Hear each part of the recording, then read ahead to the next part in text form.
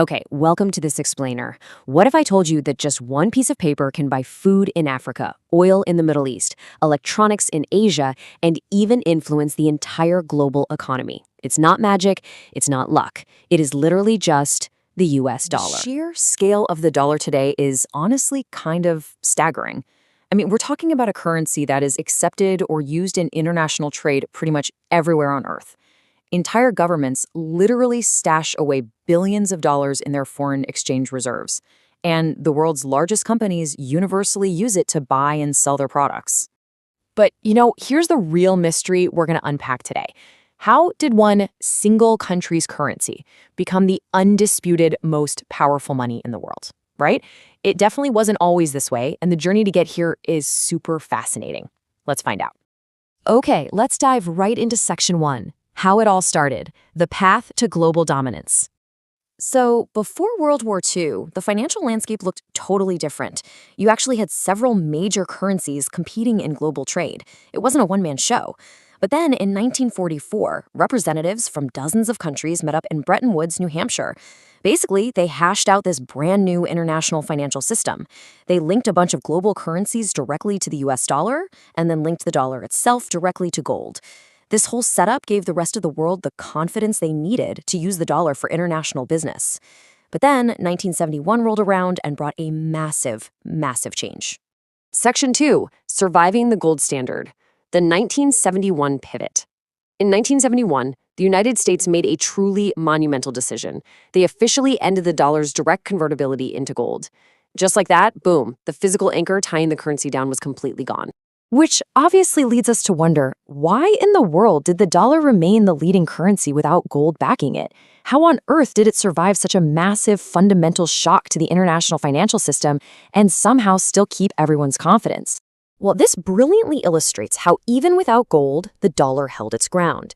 And it really comes down to three major structural advantages. Number one, the United States simply had one of the world's largest economies. Number two, it had incredibly deep, robust financial markets. And number three, it possessed relatively stable institutions. Basically, global investors trusted the system backing the money, even if they couldn't actually trade that paper in for gold anymore. Moving right along to section 3, the global network effect, trade and finance. Now, another massively important reason the dollar stayed on top, trade. Think about international commodities, especially oil. These things are almost universally bought and sold in US dollars. Because these absolutely vital resources are priced in dollars, countries and businesses all over the globe are constantly in need of them just to complete, basic international transactions. So the crucial point here is that this creates a really powerful network effect. That is the phenomenon where the more people use the dollar, the more useful it actually becomes. Because it plays such a huge role in global finance, you've got international loans, massive investments, and government reserves all denominated in US dollars. It essentially creates an unstoppable compounding loop. You use it because everyone else uses it, and everyone else uses it because you use it. It's wild. Which brings us to section 4, the future of money. Will the dominance last? Does this incredibly powerful network effect mean the dollar is guaranteed to stay number one forever? Well, economists actually continue to debate this right now, and the answer is not necessarily. It's not a guaranteed yes forever. There are several emerging factors that could absolutely disrupt the international monetary system down the line. We're talking about global trade shifts as new economic powers rise, rapid advancements in technology, the whole world of digital currencies, and of course, constantly changing geopolitical relationships. So we are definitely left to ponder, will the dollar always remain number one?